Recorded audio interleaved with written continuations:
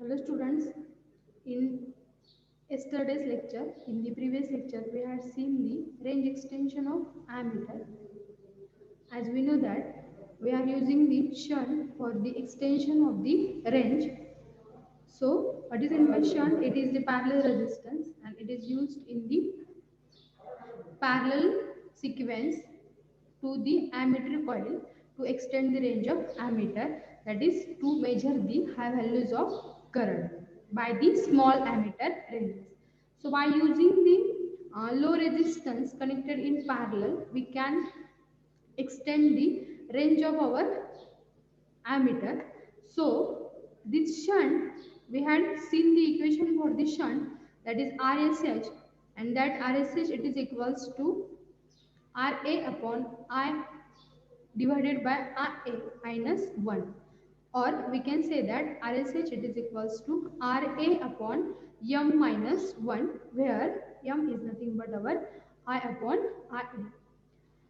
Also we had seen that the what are the properties of our shunt, how it should be. So it should have low temperature coefficient, it should not vary with the time.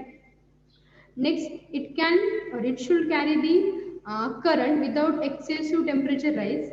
And for the DC ammeters and for the AC ammeters, the materials is given for the shunt. Means when we are going to select the shunt ranges or the shunt values for the DC ammeters, the shunt should have magnet properties, and for the AC ammeter, that shunt will be for as a constant material. So like that, the different materials of the shunt in the range extension, there will be different type of shunts can be used. So here we can see the multi-range ammeter universal.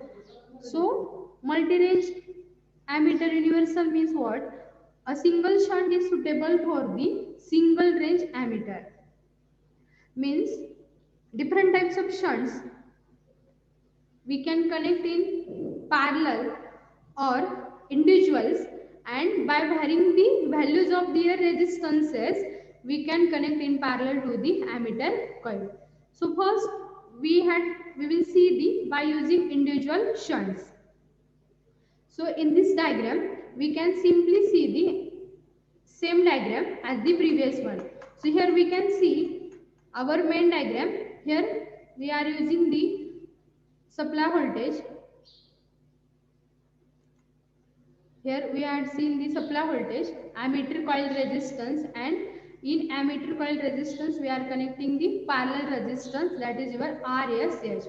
So here only one RSH is using, and in the multi-range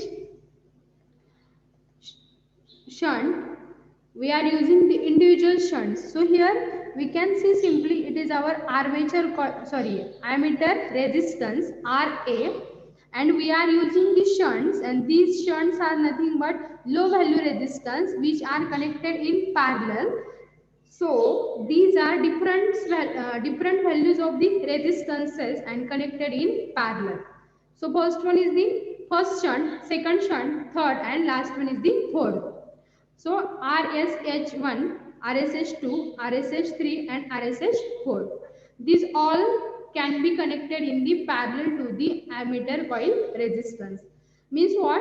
For the range extension of this ammeter coil, which resistance should be able to extend the range of ammeter, that will be selected from these ranges. So it may be any one, RSH1, RSH4, RSH3. As per our requirement to the load to the range extension for the high value of measurement, we can connect the any shunt resistance, and therefore it can be individually connect separately. So therefore it is called as the individual shunt. So firstly I will connect the RSH1. So here it will connected RSH1 in parallel to this ammeter coil.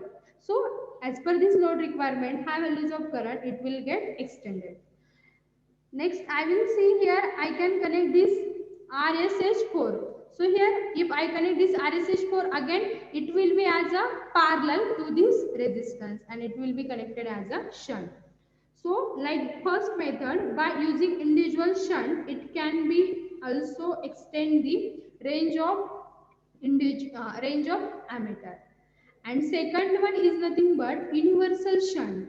So this universal shunt is nothing but it is one a single shunt is used, and in this single shunt there are different tappings are available. Respective terminals can be selected as per the requirement.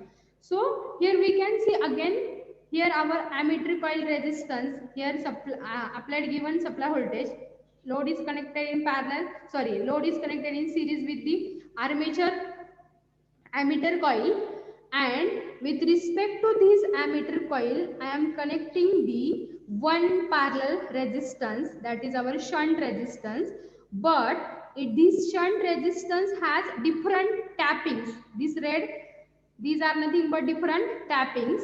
So similar like these values, we can also here select the any tappings.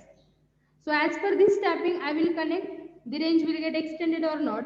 So from these different tappings, simply I can select any tappings to the range extension. And this is nothing but in one circuit, one resistance, one shunt. So therefore it is called as the universal shunt. So here single shunt is given, and corresponding to this single shunt, different tappings are provided respect to terminals, and corresponding to the respective terminals we can select the different ranges to extend the range of ammeter, and therefore our small range ammeter can be measured high values of the current by the extending the shunts, by using the shunts.